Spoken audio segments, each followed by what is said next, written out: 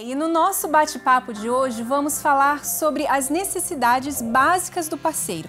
Antes de entrar no tema, vamos ver o que as pessoas disseram sobre isso nas ruas.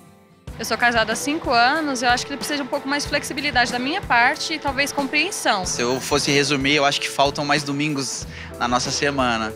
Eu sou casada há 17 anos e eu sinto que talvez falta passar mais tempo junto. Ele precisa de paciência para me aguentar. Acho que isso. A gente percebe aí que as pessoas sempre... Mas será que ela está entendendo, está se colocando no lugar do parceiro da parceira? Dificilmente, né? Porque normalmente, principalmente no início do casamento, né? Quando a gente vai tendo um relacionamento, a gente espera isso da outra pessoa, né? Que automaticamente ela já me entenda, né? Pelo menos no início, as minhas expectativas, né? E a diferença foi no dia que eu parei de pensar isso e procurei ver as suas, né? Eu acho que isso acontece com todos os casais, né? Aquela expectativa de, casei com ele, ele vai ser o príncipe encantado, ela vai ser a mulher da minha vida. Ele vai me entender. Vai me entender, já casa me entendendo. É. E não é assim, né? É adaptação, né? Principalmente no início. A dificuldade é grande de muitos casais por causa da cultura também, que é diferente de um para com o outro, né? E as pessoas não entendem que é um homem e uma mulher. São cabeças totalmente opostas uma da outra. Então, geralmente, eu penso o que a minha amiga pensa, mas eu não penso exatamente como o meu marido pensa. Então, tem que haver esse entendimento, né? O que ele tá pensando, o que ele tá esperando de mim. E entra também educação, criação, uma série de outros fatores que fazem com que haja essa diferença, né? É por isso, Cocato, que casar é fácil. Difícil é se manter casado e realizado. Para isso, existem algumas ferramentas e pode ajudar você nessa tarefa. Vamos primeiro mostrar as ferramentas que você, marido, pode usar para saber quais principais necessidades da sua esposa. A primeira ferramenta é dar segurança. E, de fato, a segurança é tudo num casamento, num relacionamento, né? Porque a esposa espera isso do seu marido. E como dar a segurança para a esposa? A partir do momento que você mostra fidelidade. Fidelidade no trabalho, fidelidade não é só na frente dela, mas nas costas. Por isso que tem que ter a transparência. Tem muitos casais que começam a insegurança da parte da esposa quando perde a transparência. Por exemplo, eu já atendi casais que a reclamação da esposa era exatamente isso que eu estou falando. O meu marido não deixa eu tocar no celular. A senha ela não tem. Cartão de crédito ela não tem a senha. Ela nem sabe quanto o marido ganha. Então, como ter segurança neste relacionamento, não tem como ter segurança se não fechar todas as brechas, se deixar subentendido no ar. Isso que você falou é excelente. O marido tem que dar essa segurança. Essa primeira ferramenta é fundamental. A segunda ferramenta é escutar sua esposa, hein? Como que eu vou saber, ou então como eu vou conhecer a minha esposa se eu não ouço ela, né? A verdade é que tem muitos maridos que querem que, no momento de falar, de se comunicar, a esposa tenha paciência para ouvir ele. Mas na hora de trocar, é a dificuldade dele, né? E você sabe que isso, pra gente, né, Cíntia, é muito importante. Vocês pararem e ouvirem a gente só, não precisa nem comentar, a gente fica entusiasmada, a gente fica empolgada, né? E a gente quer falar. Não, quando eu pergunto assim pra Cíntia, como é que foi o seu dia? O olho dela chega a brilhar. E ela começa, e vai falando de tudo. E é o que você falou, a gente tem que estar ali participando, não é? É ouvir, é necessário, se faz necessário. E o jornal, no futebol, seja o que for, o que ele está assistindo ali naquele momento, no celular. Então, ouvir a esposa é isso, é você se desligar e dar atenção naquilo que ela está falando. E às vezes, né, o marido até às vezes reclama que a esposa não fala, né? Não fala comigo, só fica lá com as amigas, porque às vezes quem está ouvindo são as amigas. Ela quer que o marido ouça, mas ela não tá, ela precisa falar. A gente precisa falar. Eu acho que essa segunda ferramenta tem um pouquinho a ver com a terceira também, que é colocar a esposa no radar. Parece um pouco estranho quando a gente fala assim, mas é inserir a esposa, inserir ela dentro do relacionamento.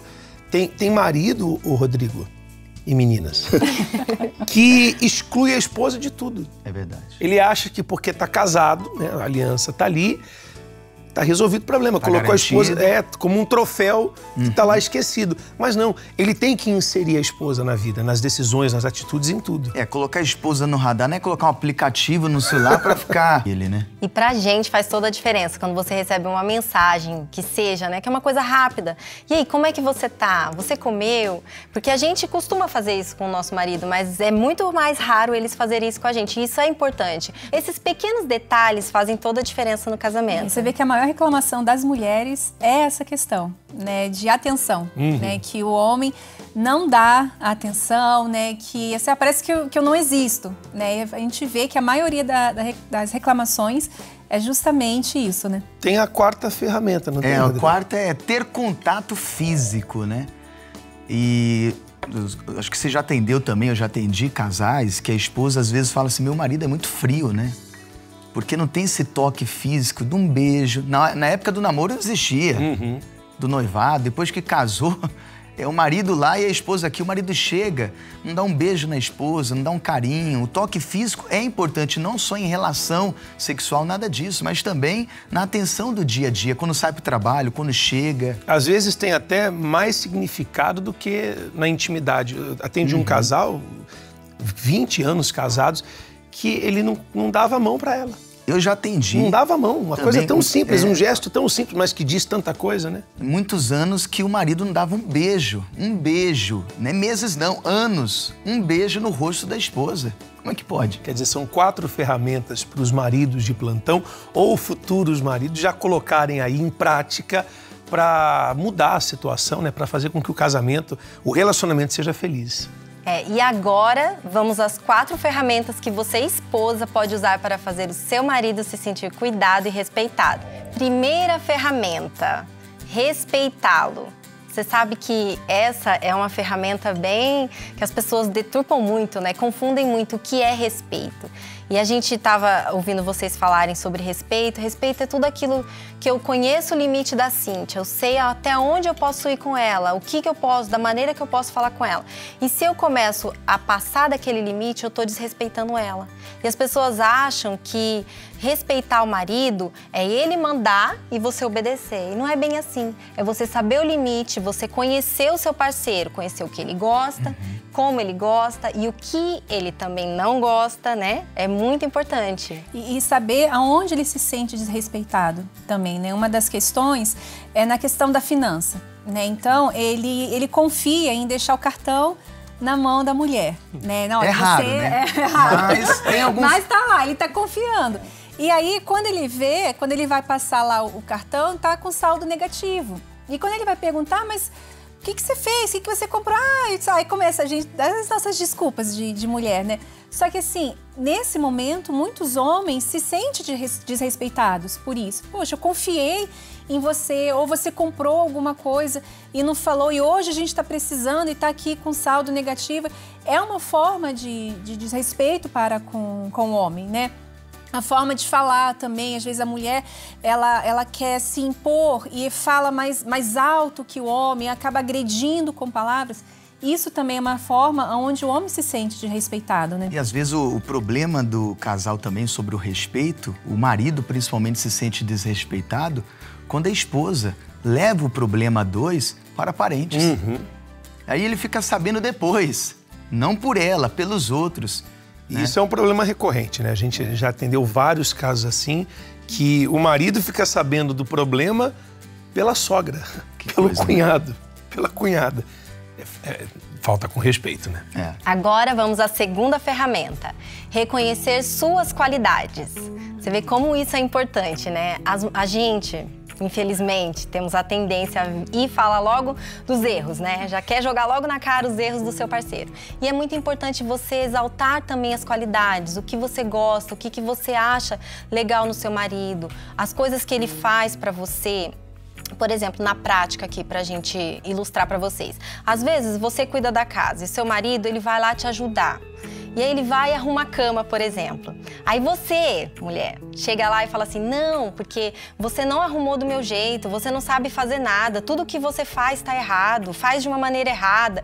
Então, assim, isso também é você estar... É um balde de água fria. É pra desmotivar não realmente. Não arrumo mais. Não é?